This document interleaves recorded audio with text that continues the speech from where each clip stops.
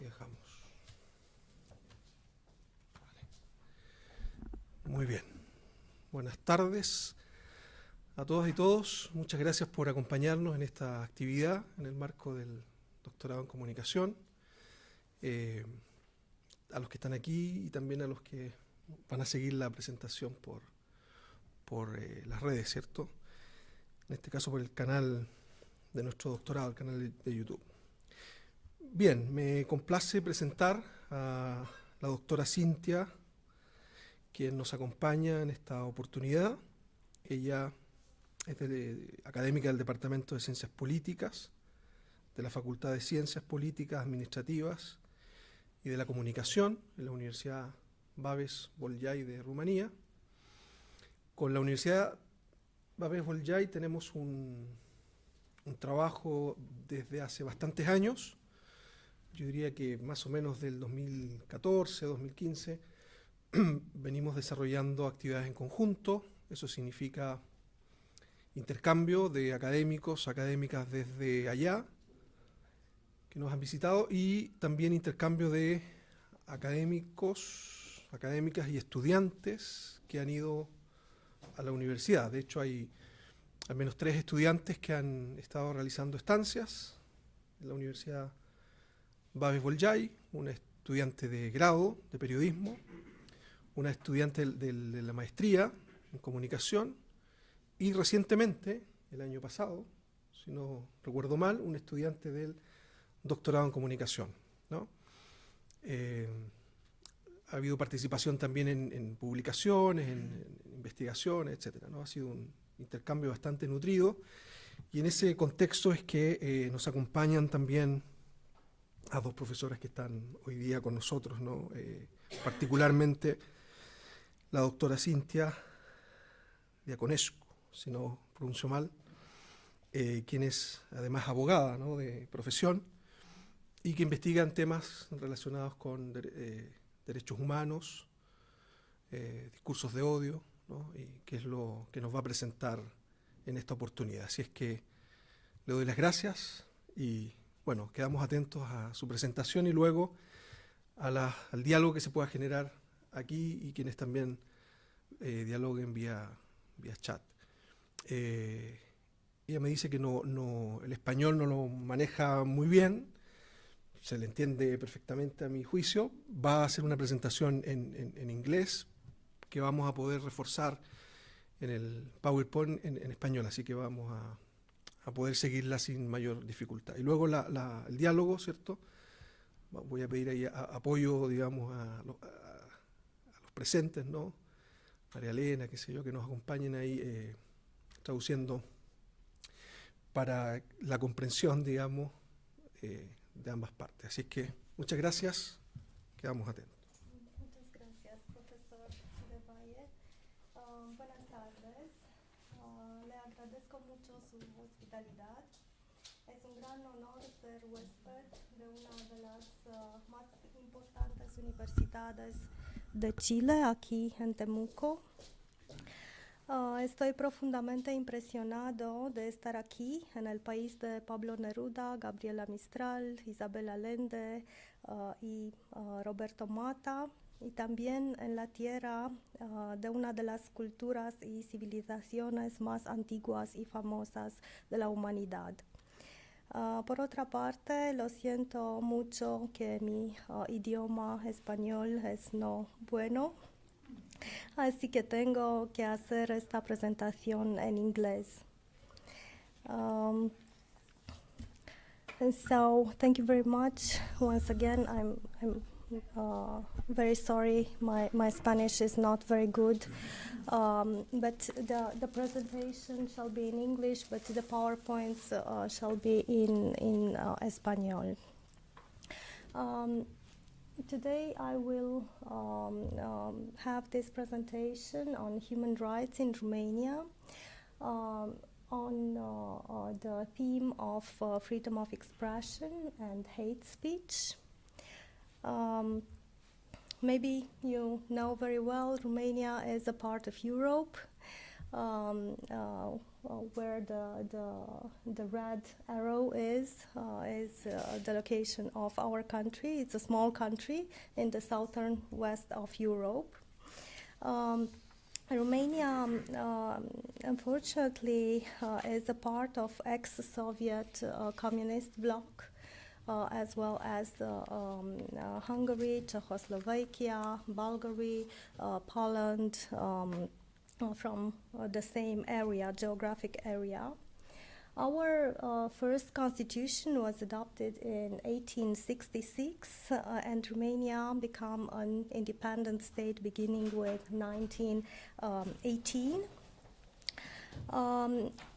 Our history experienced a dictatorial political regime and a communist totalitarian political regime for almost 50 years. Beginning with 1938 to 1944, and also between 1945 to 1989. During the dictatorial political regime, the communist political regime in Romania, there were up to 2 million people victims of this regime, from which, including the killed, 800,000, mostly intellectuals, unfortunately, were the victims of dictatorial regime in Romania. So after the violent revolution in 1989, Romanian state had to learn once again to respect democracy and to respect human rights, mostly. According to international reports, Freedom House report, for example, Romania is still a semi-consolidated democracy. And unfortunately, we are still struggling with systemic corruption.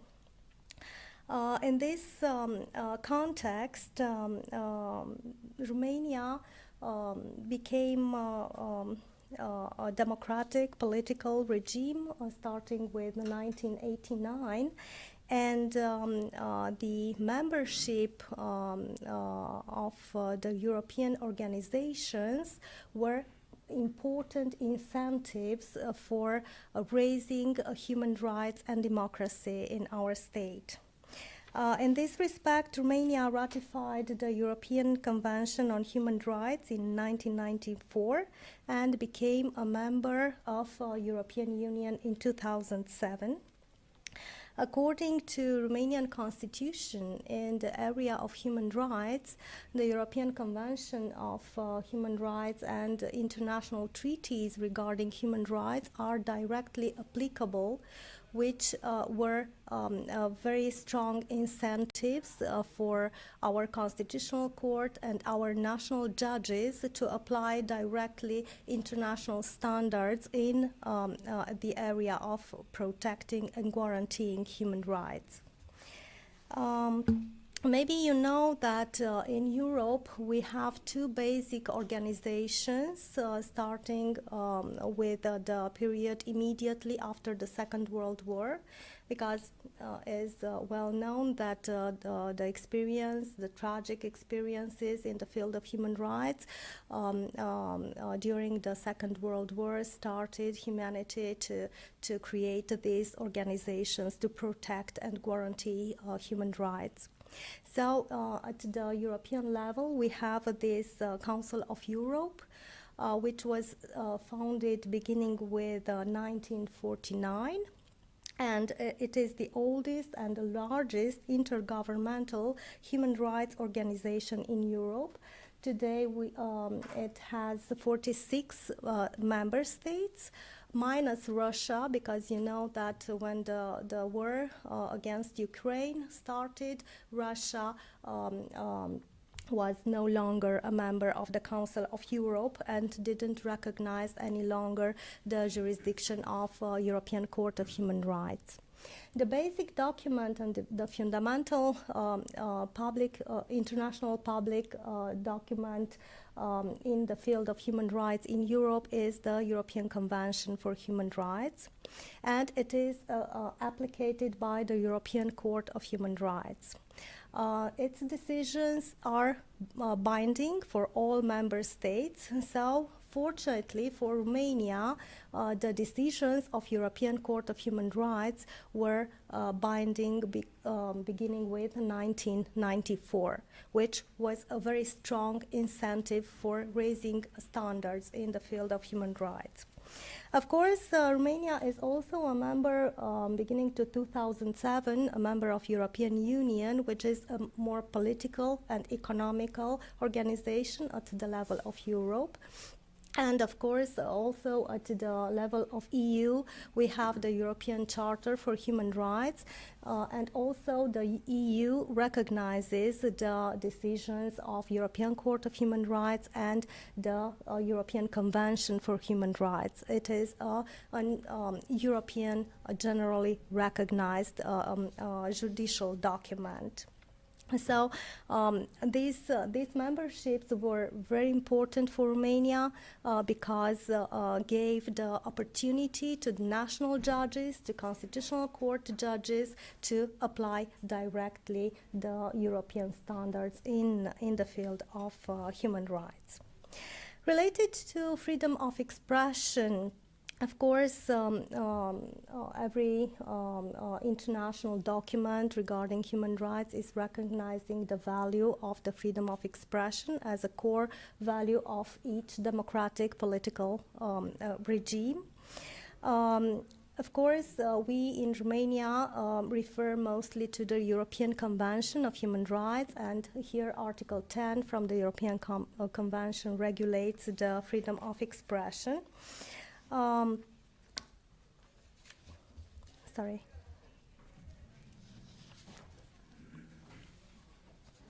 So here in Article 10 of the European Convention of Human Rights, we have the definition of the freedom of expression. The importance of the freedom of expression is also recognized in the jurisprudence, in the case law of the European Court of Human Rights. And we have several cases, basic cases, fundamental cases, in the jurisprudence of European Court of Human Rights, where the freedom of expression has its definition. As being one of the fundamentals of a democratic society.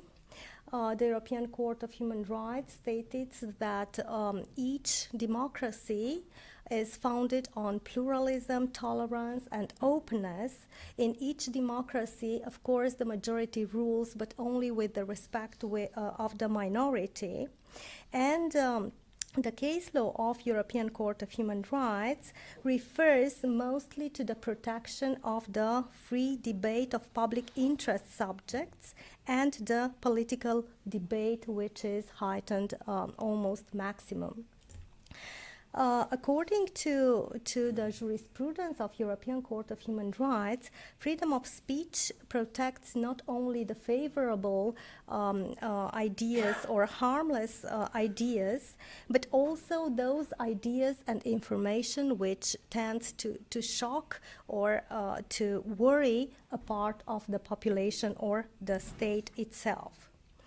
Regarding the applicability of the freedom of expression, whenever we are talking about the freedom of expression, we refer to the right to freely express opinions, to right to use any available means to disclose one's opinions, the right to access to information, freedom to seek, receive, impart information and ideas through any means, and also the right to be silent.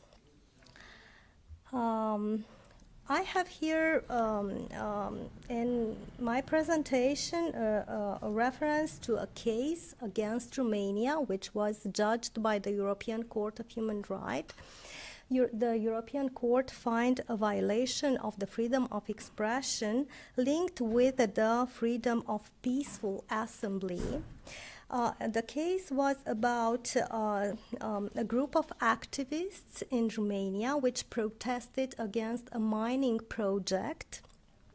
Those protesters didn't have a prior notice according to the Romanian law, but it was a peaceful assembly. They handcuffed themselves to a government car park barrier. The police took them to the station and fined them, and the internal courts in Romania agreed with the fine applied by the police.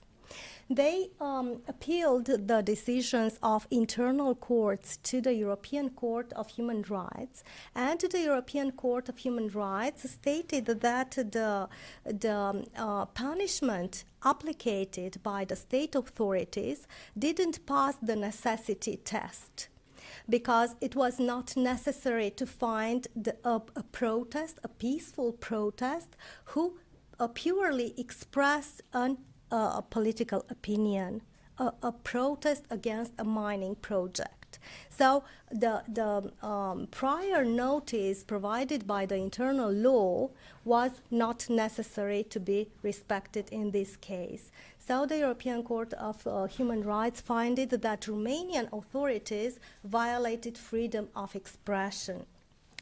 Saying that it is not necessary to impose a sanction on an author of political expression, because such a sanction should bring a chilling effect on the political debate. Of course, each freedom has possible limitations according to the law. According to the European Convention of Human Rights, also the freedom of expression has its limits when it's necessary to protect the rights of the others. For example, to incriminate hate speech, it is a limitation of the freedom of expression. But always the European Court of Human Rights attentively guards these limitations brought by the states.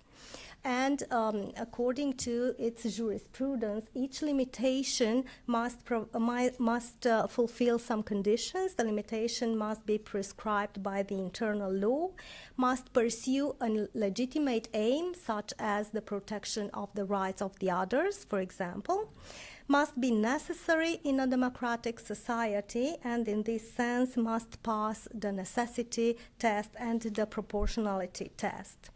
And I have here another case which is very famous in Romania, is pretty recent. In 2020, Romania was once again sanctioned by the European Court of Human Rights because during 2018 we had a very tough political situation in Romania.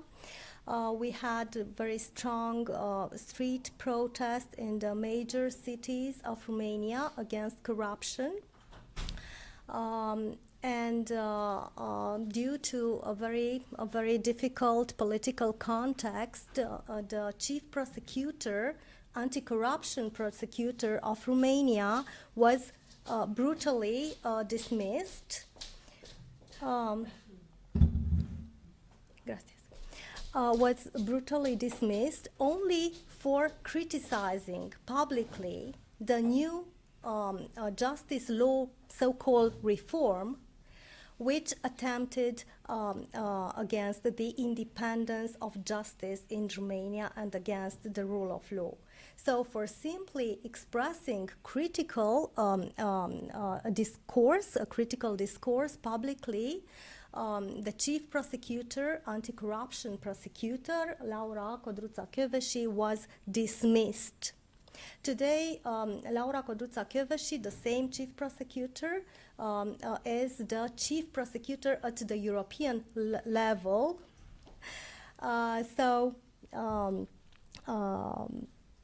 that was the unfortunate political context. Of course, after the dismissal of the chief prosecutors, the citizens went to streets and protested against this dismissal, but unfortunately, the majority in the parliament and in the government didn't took back this decision.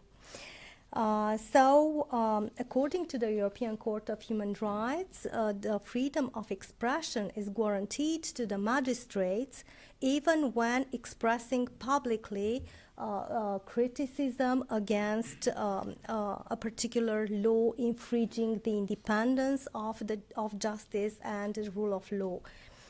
It is also a form of expression.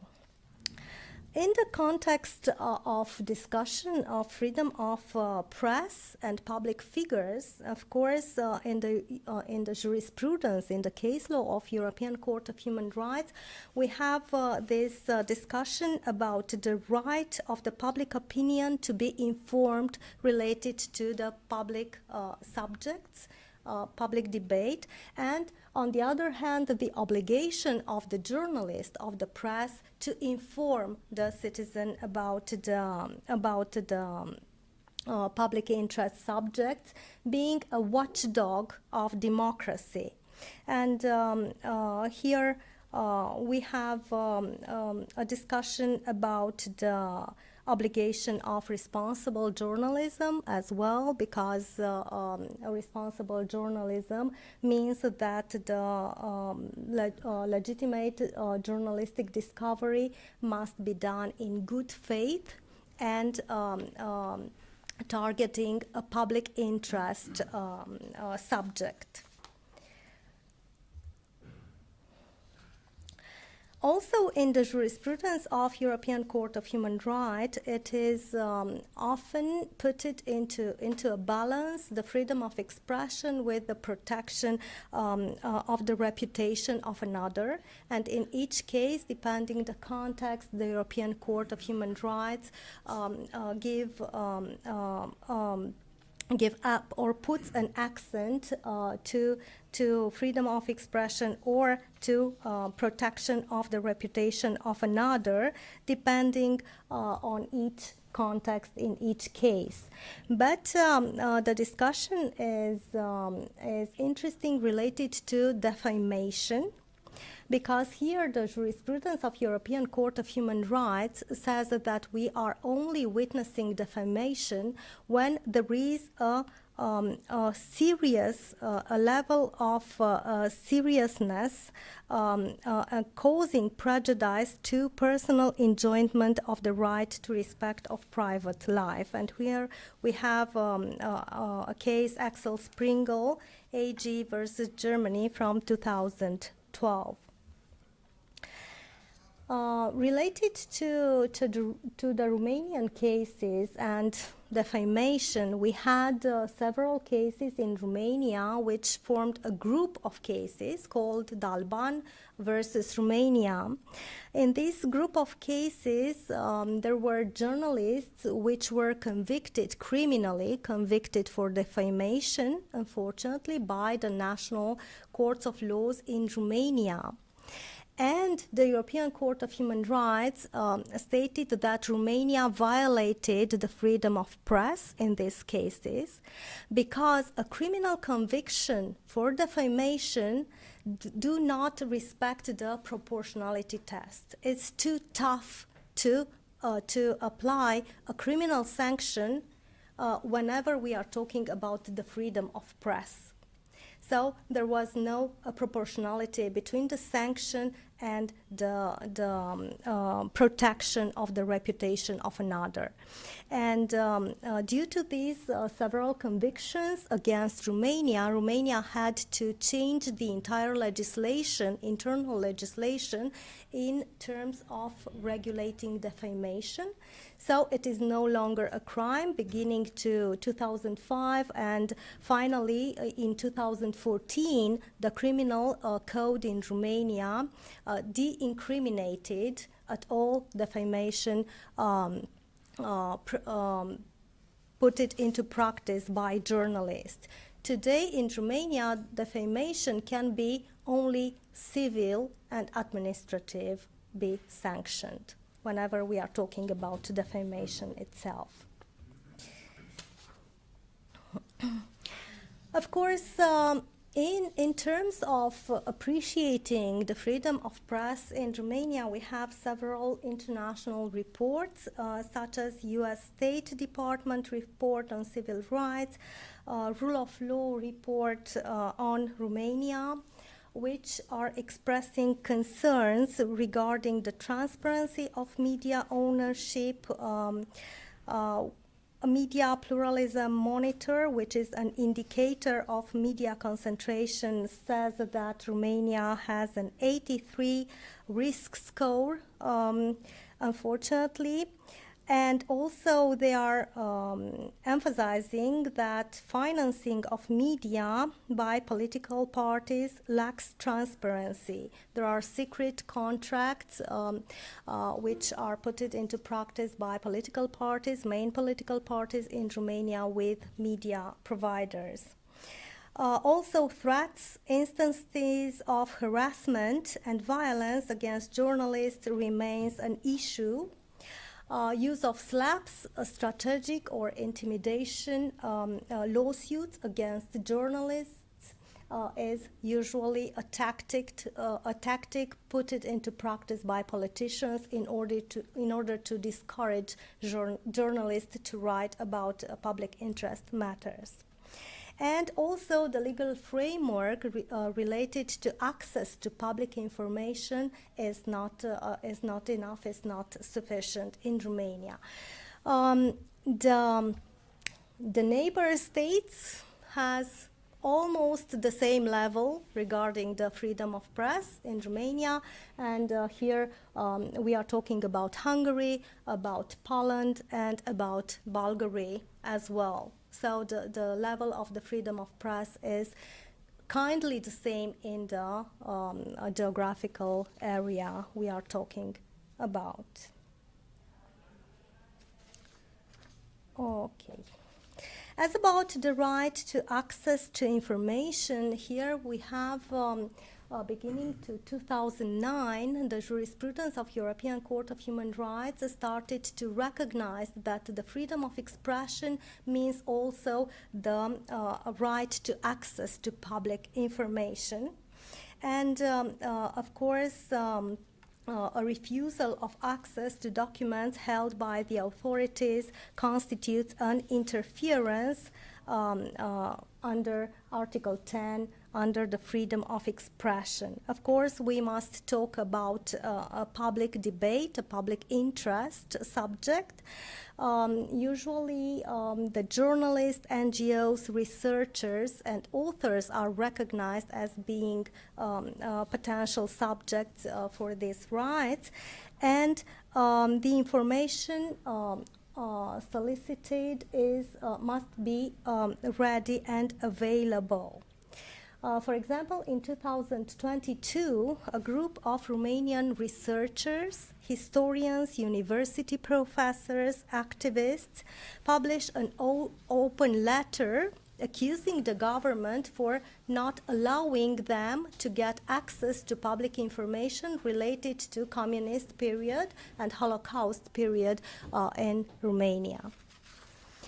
Usually there is a tendency that the authorities invoke the GDPR, the protection of personal data, in order not to give information asked by the journalists, NGOs, researchers, and so forth. And here I have another two cases when Romania was sanctioned by the European Court of Human Rights for infringing the freedom of expression. The first one is Roșianu versus Romania from 2014, when Romania denied access to public documents to a journalist which wanted to write about spending of public funds by Romanian authorities.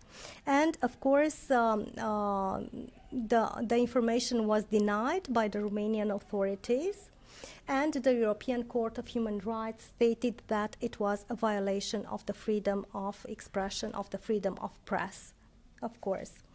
And also case Haralambie versus Romania, here the court referred also to the right to private life, because here we are talking about a denial of access of information regarding the personal file held by the former communist security during the communist period political regime in Romania. The victim, Haralambie, asked after the revolution the former secret service to give the information from the file held by the secret service during the communist period, and they denied access to this information. European Court of Human Rights stated that it was once again a violation of Article 10, freedom of expression, in conjunction with the right to private life. In the same context, it is also important to mention that access to internet is also a part to the freedom of expression. And I will continue with combating hate speech. Hate speech, of course, is directly related with freedom of expression. Unfortunately, we don't have at international level and also at European level, we don't have a unitary definition of hate speech.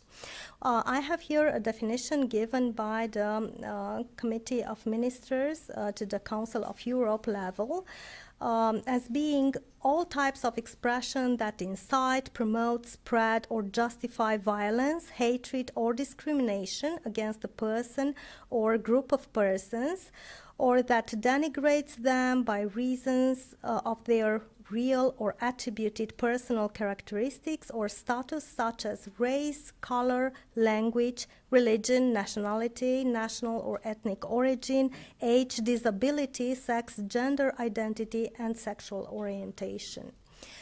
At the level of the Council of Europe, they don't recognize the term race.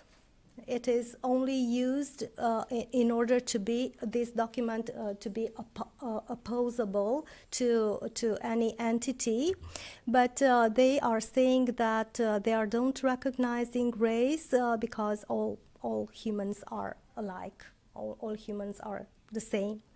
So that's why they don't use race any longer. Related to hate speech, of course, the hate speech is at an intersection between the freedom of expression, prohibiting all types of discrimination, freedom of thought, conscience, and religion, equal dignity of all human beings, prohibition of abuse of rights, and also the right to private life. Here is where we find hate speech, and in all the cases it refers to a discrimination. Hate speech, of course, inspires fear, humiliation, chilling effect on public debate participation, and can affect individuals or groups or societies.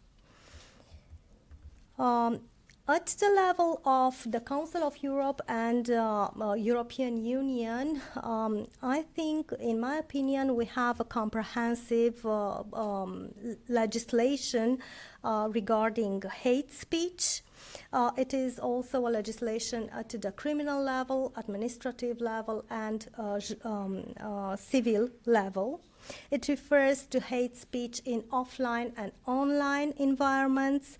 And also it speaks about the duties and responsibilities of internet intermediaries, which are asked to adopt guidelines combating hate speech and also to moderate content in order to identify expression of hate speech.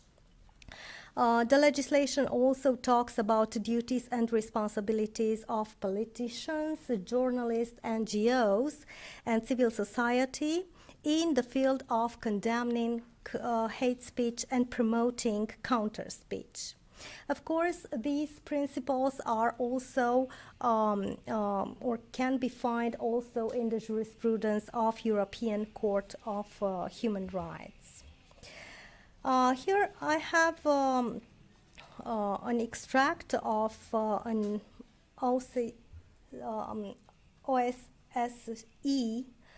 hate crime reporting, because unfortunately at the level of Romania we don't have reports related only to hate speech. So in a comparison, if you can see on the slide, at the level of year 2021, we have only 7 hate crimes reported in Romania, in comparison with France, for example, where we have 3,443 hate crimes reported. It would look that Romania is a fine country, isn't it? But unfortunately, it's not. It's only we don't report hate speech and hate crimes, and we don't treat hate crimes on grounds of discrimination, unfortunately. In a survey which was conducted by an administrative council in Romania, the Council for Combating Discrimination, we can see that discrimination is perceived as a problem by the vast majority of population, 71%.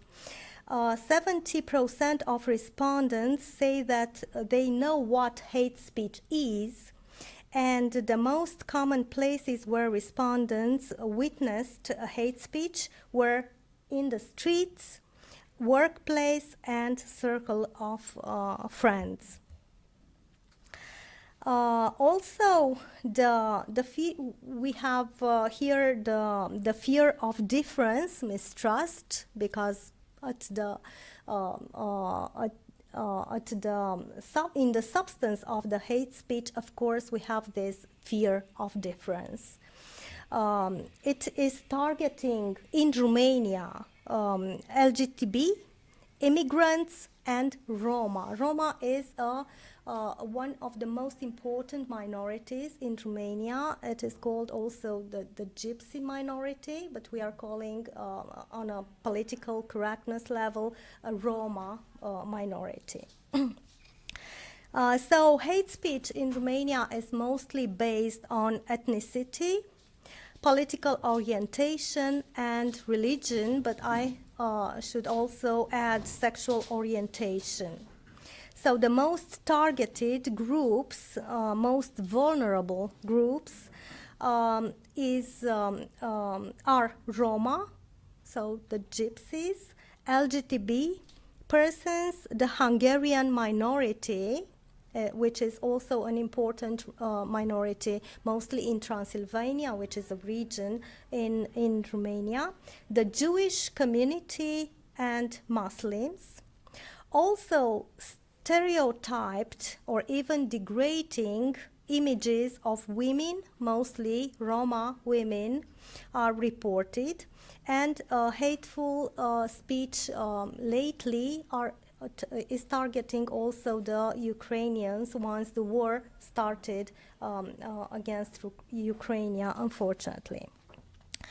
Also, although Romania has a kindly sufficient legislation incriminating hate speech at all levels, criminal level, administrative, and civil, unfortunately it is not implemented. So we have it, it's beautiful, but we don't put it into practice, unfortunately. So the most important issue is the lack of proper implementation. We don't have gender identity as a criteria for discrimination at the level of discrimination laws. Yet in Romania, and also in the field of media service providers, we don't have rules or legislation to refrain from disseminating hate speech on the ground of gender identity. So the most common hate speech can be found in the politician statements. One of the politicians in Romania declared publicly that the best gypsy is the dead gypsy, which is, of course, a definition of hate speech. So we have this anti-Roma rhetoric, nationalistic discourse in the statements of politicians.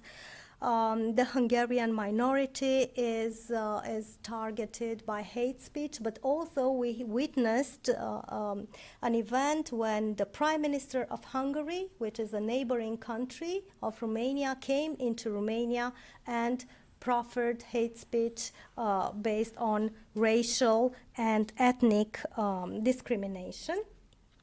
LGTB are also targeted. In Romania, we don't recognize marriage between the same-sex persons, the same gender person, at the level of legislation, although the European Court of Human Rights sanctioned yet Romania. We don't have this legislation yet. Also, we are witnessing anti-migrant speech at the level of politician statements. We have a hate speech also in extremist groups. Unfortunately, we have an extremist political party in the parliament today. This is AUR. It's the name of this extremist parliamentary party. And it proffers hate speech regarding the Holocaust denial, LGTB, and women, which they are considering that women are a second-class intellect.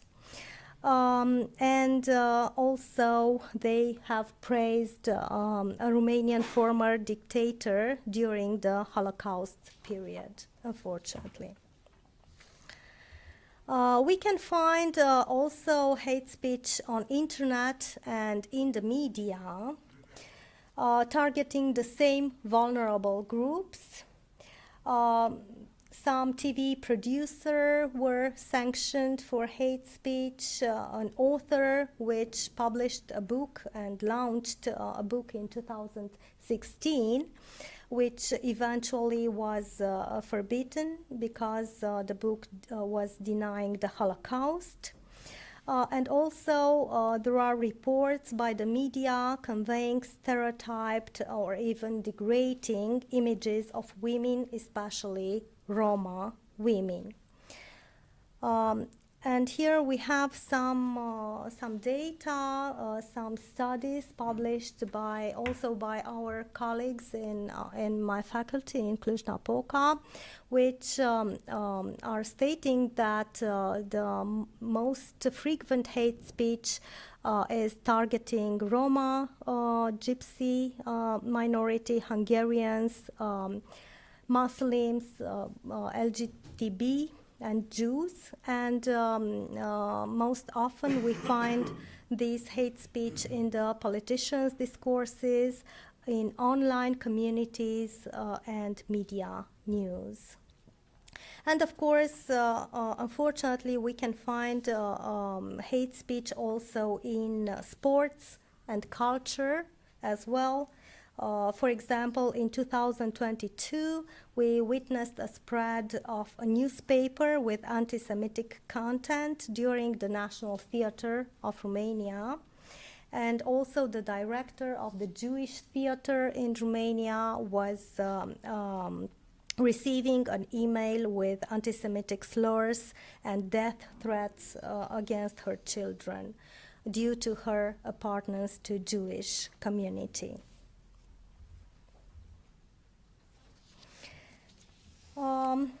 Romania was convicted by the European Court of Human Rights for a case regarding LGTB community. In 2006, there was a rally, LGTB rally in Bucharest. And the march was accompanied by a counter demonstrations, which, despite the police protection afforded to the participants, ended in several individuals being fined for disturbing the event. But more tragically, after the event, some of the participants were beaten in the street, and although they were filming the attackers, the police couldn't identify the attackers for several years.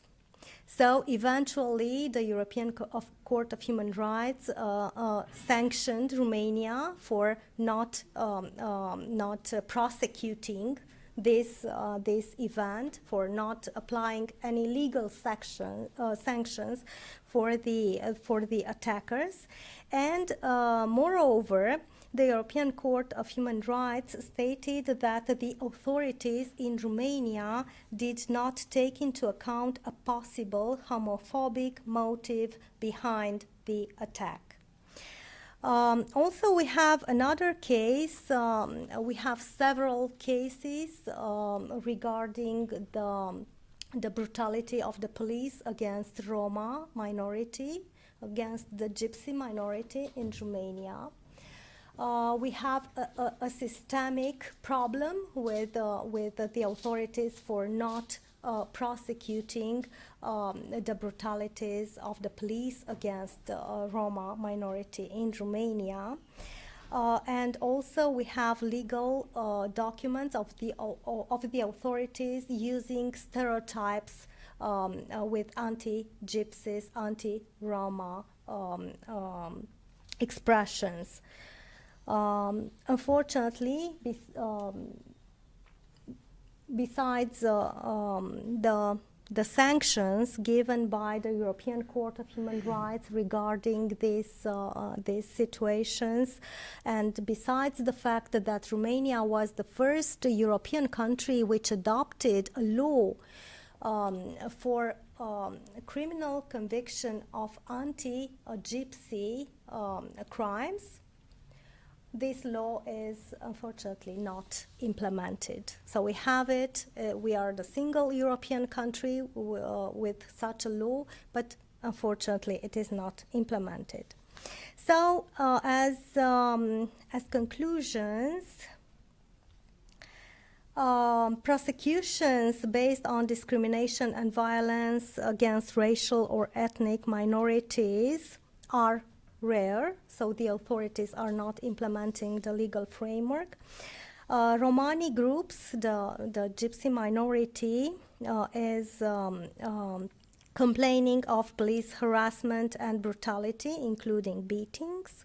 Also, hate crimes were severely underreported, and authorities have not initiated prosecution in any reported LGTB hate crime. And this discrimination against the LGBT group is underreported. So, in my opinion, regarding the combating of hate speech, the most important instruments can be monitoring and reporting hate crimes and hate speech. Adopt a comprehensive legal framework regarding online hate speech and enforcement of hate crime and hate speech legislation, raising awareness regarding the hate speech effects on vulnerable groups, education and training, use of counter speech, or alternative speech, support for victims and vulnerable groups, regional and international cooperation, protect human rights and fundamental freedoms in digital environments, because you know that we are witnessing today a very fast digital transformation and technological transformation, and the human rights legal system must be heightened in order to keep pace with this transformation. Enhance duties and responsibility of internet intermediaries, journalists and NGOs, and maybe strengthening ethical journalism and cybercrime units to combat online hate speech. Muchas gracias.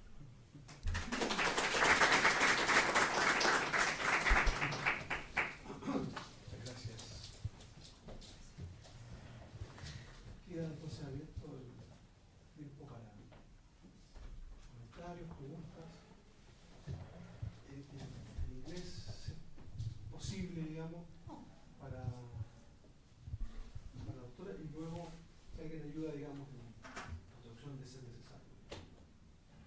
Hi, my name is Carla. I want to thank you for your presentation. It's quite informative. And I have a question because while you were discussing different topics, I made a link with a class we had last week. And one of our teachers is investigating printed articles in the Chilean press. And he mentioned that most of those articles are not signed by the owners or the writers or journalists. So we question in our class, is it a heritage from the dictatorship we suffer? So, from the dictatorship. So when you were talking about how journalists have been harassed, I was wondering, is it the same in Romania? Is it because you come from a communist government? Could be that, or not? In Romania, thank you very much for your question.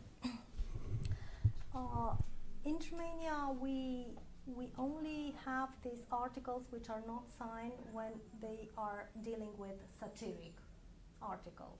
Usually they are not signed. But fortunate, lately or in recent years, the journalists which were victims of harassment by politicians or by police, they went public. So they are usually proud to go public because they realized it is the single way to oppose these abuses, to go public and to assume public this harassment. So maybe it is a solution for our common inheritance, because of course our common inheritance is the silence. We were supposed to live in silence, and we were silent against or related to public interest debates. So maybe this is a solution to go public, to dare to go public, because for example, we have very important problems with systemic corruption in Romania. Although we had a CVM, a cooperation and verification mechanism when we enter into EU said, okay, we are accepting you, Romania, as a member, but you have problems with the independence of justice and corruption, and you must deal with it. And they put it a mechanism to monitor Romania, and eventually they lifted this mechanism a couple of years ago. But it does not mean that we have no problems with corruption. But the journalists, when they discovered corruption problems in public authorities or politicians or so forth, the single solution was to go public. Yeah. So this was the solution, to assume to go public, to have the strength to go public. It's difficult. It's difficult. We had, for example, a female journalist which discovered plagiarism in PhDs of the politicians in recent years, yes, including our former prime ministers, two of them. And she was harassed, she was threatened with death letters and so forth by police, by politicians and so forth, but she went public. Each time she went public. And this discouraged them.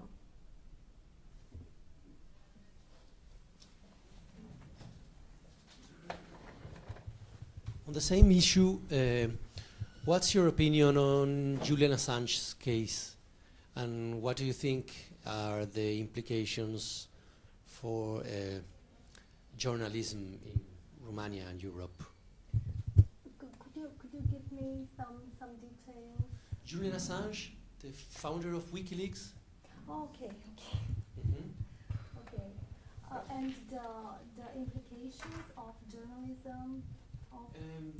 What are the implications of his situation being in jail for journalism in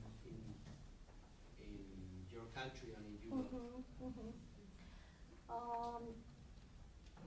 Well, I will not talk about Romania because I don't have high hopes related to the Romanian legal system to be implemented, because the legal system is okay, it's nice, it's compatible with the European one. But I do have high hopes related to the European Court of Human Rights case law, because it was a very strong shield for the European level of democracy. And yes, I hope it wouldn't happen such a case I simply hope. Okay. In Europe, not in Romania, but in Europe.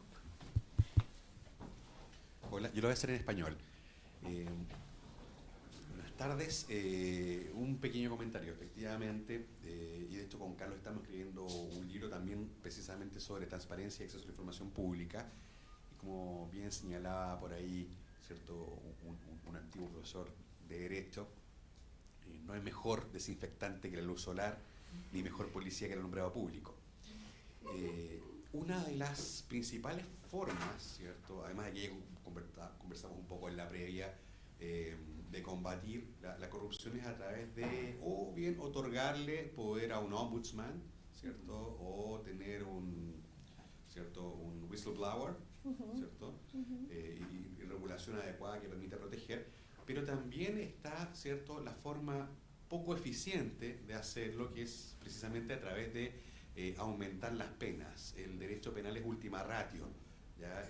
A veces llama la atención, ¿cierto?, cuando uno ve, claro, se despenaliza, entonces esto no implica que haya una menor preocupación, sino que simplemente, ¿cierto?, se lleva a un plano distinto de, ¿cierto?, de combate criminal, ¿no?, ¿cierto?, a estas conductas que son poco deseables en el entorno, ¿cierto?, público. Como comentario también, muchas veces lo he conversado, ¿cierto?, con el profesor Jacquard respecto de la tolerancia, ¿cierto?, y su paradoja también, ¿no? Aquella que señalaba Popper, ¿cierto?, Rawls, ¿cierto?, y otros pensadores. ¿Hasta qué punto, ¿cierto?, también la legislación tiene que hacerse eco, ¿cierto?, de tolerar al intolerante? ¿Cómo lo ve usted en la praxis, ¿cierto? Efectivamente, su legislación está muy adecuada, ¿cierto?, al entorno europeo, muy, ¿cierto?, consensuado, ¿cierto? Más que consensuado, ¿cierto? Esto es top-down, ¿no? ¿Y de qué manera, ¿cierto?, podemos desde ahí mismo sacar alguna lección para nosotros que, ¿cierto?, estamos nuevamente discutiendo cómo nos vamos a regular desde el ámbito interno en ese y otros muchos aspectos?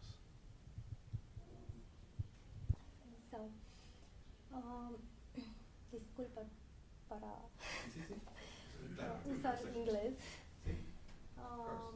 So I have understand that two issues related to your questions. First, the issue related to the corruption, curbing corruption, and the second one is how to deal with how to tolerate the intolerance. Yeah.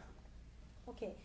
Related to the first issue related to curbing corruption, I have said that we have dealt several years with strategies to curb corruption, new legislation to curb corruption.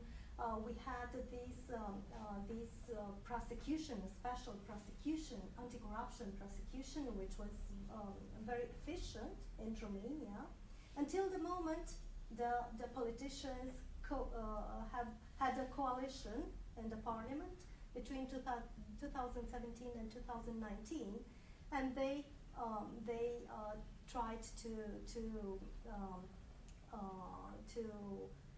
diminish the influence of anti-corruption prosecution. So, in my opinion, it is not always a solution to raise the penalties, the criminal convictions for penalties. It is not a solution to have strategies and legislation. The solution is education, public integrity education, starting with public integrity education, and to have whistleblower legislation, protection of whistleblower legislation. Literacy programs. Sorry? Even literacy programs. Yes, yes. So this is the solution. Romania was not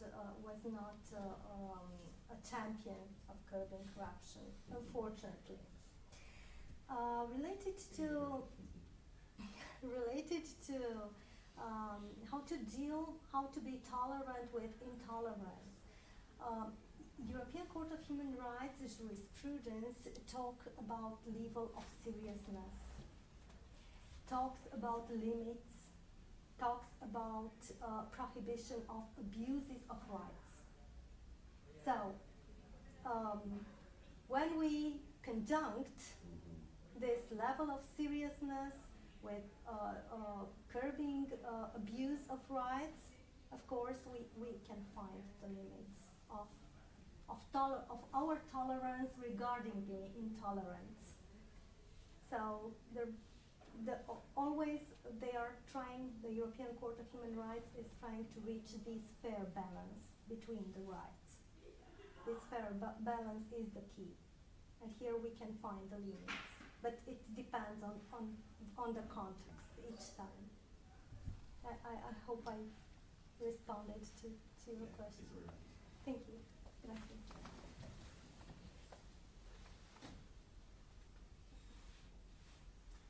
I have a question, but it's not about the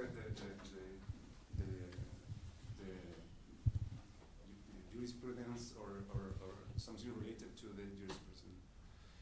My question is about why the target of the discrimination are these two groups, the Jewish and the Gypsy or Roma. The European societies are used to be shared with these people for centuries, Yes. And for me it's a little bit difficult to understand why you have this kind of problem with Jewish and Gypsy. I'm saying this because I used to live in Canada and States and Spain. I never see any problem with that kind of groups. So why in Romania? Thank you. Thank you very much. Muchas gracias. It is a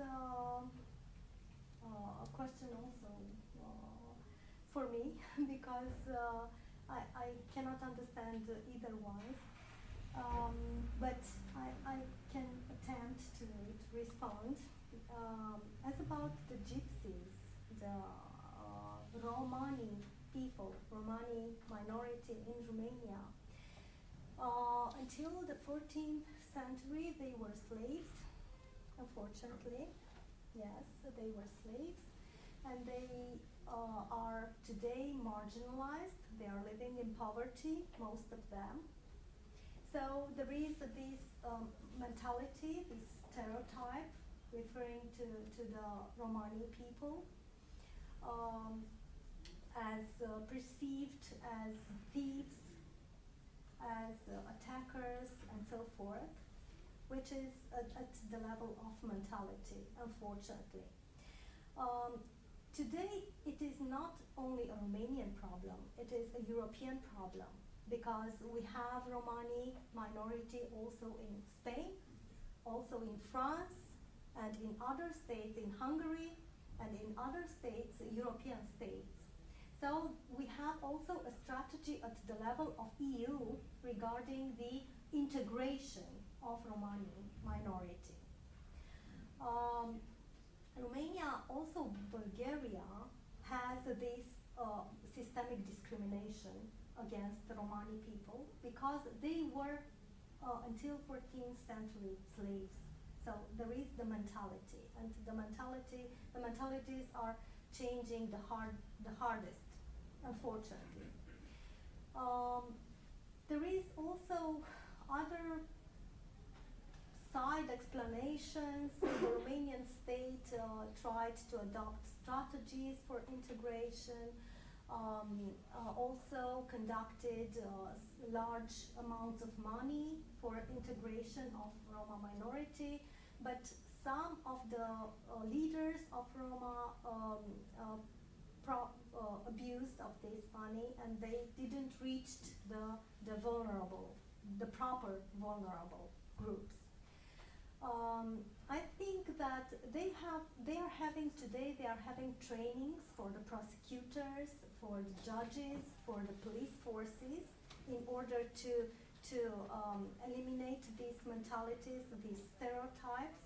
I think a great incentive is the sanctions, the decisions of European Court of Human Rights, because they are raising awareness, and the Romanian government must give explanations why it is happening in Romania, why authorities are discriminating Roma minorities in Romania, and the government must present a plan to the European Court of Human Rights how this legislation is to be changed, how they are putting into practice these trainings for prosecutors, for police forces, and so forth.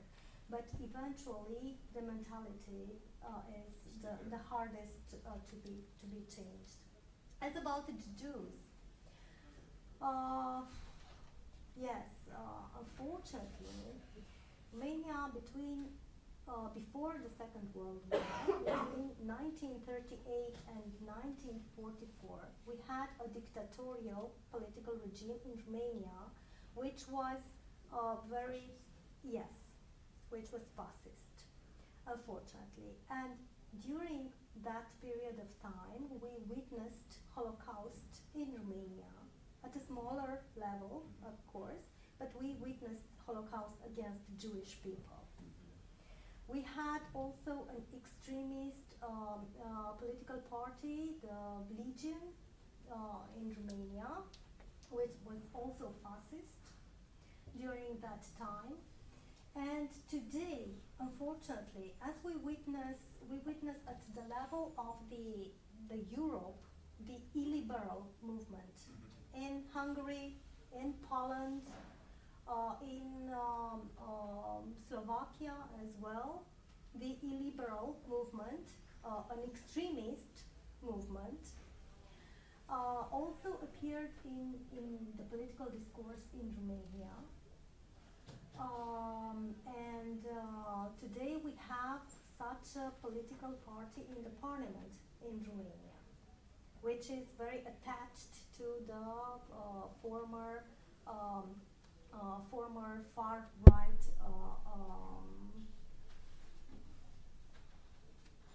fascist movement during the Second World War. And this is the explanation, unfortunately. unfortunate. But these extremist parties we don't only have in the southern east of Europe. We also witness as well in Sweden, in Italy, in France as well. So it's a movement. Unfortunately, we are witnessing a movement. How democracies die. Yes, we are talking and writing about the decline of democracy in the south and east of Europe, but you know, I sensed that the war, the Russian war against Ukraine, somehow put it an end to the illiberal movement in Poland, for example. Not yet in Hungary, but in Poland and Romania, yes. They put it. I remember a book was read by Christine Applegate. It's about the democracy in Poland. It was terrible. Yes, but the same trend was between 2017 and 2019. The same trend was in Romania as well, when they removed the chief prosecutor of anti-corruption section, when they changed the justice law, and they tried to decriminalize corruption, crimes, and so forth. But the war put it an end to these tendencies, at least in Romania and Poland.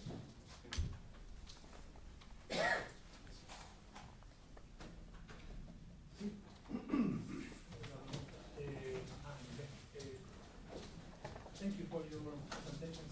Very interesting, especially because of we don't know too much for the Romanian case, so thank you for that.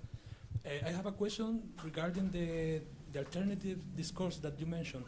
I don't know if you already mentioned that, but are there many alternative or far-right wing alternative media in Romania?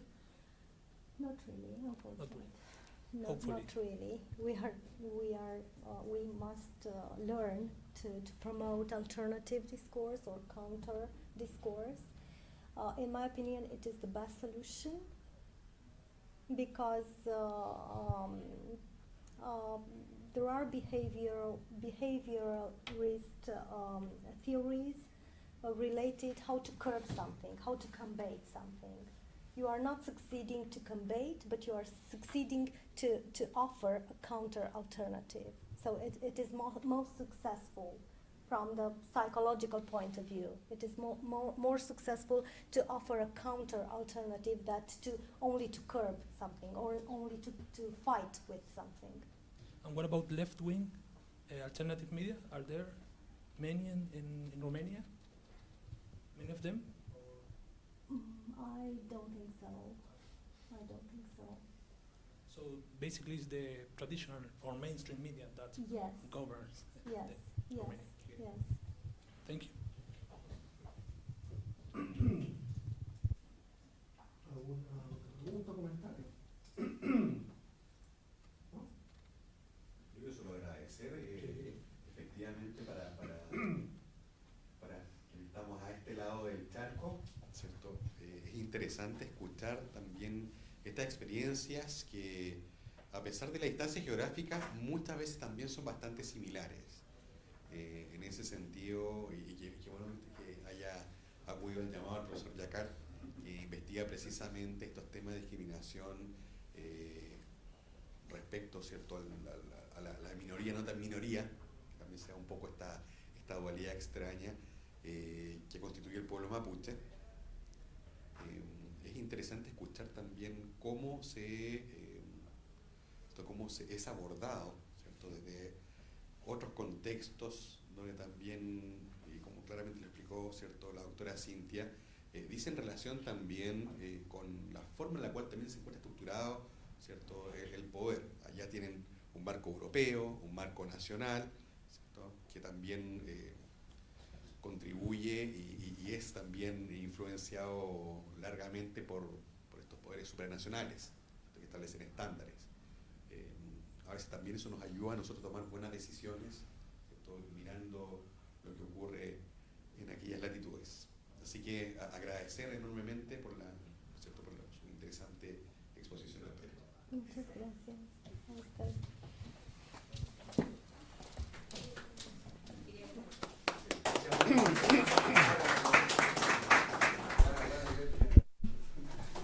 Agradecemos entonces a la doctora Cintia Diaconescu y también a la colega que le acompaña de la Universidad Babes Bolyai de Rumanía. Agradecemos a todas y todos y nos vemos en una próxima actividad en el marco de nuestro doctorado en comunicación. Muchas gracias. Muchas gracias.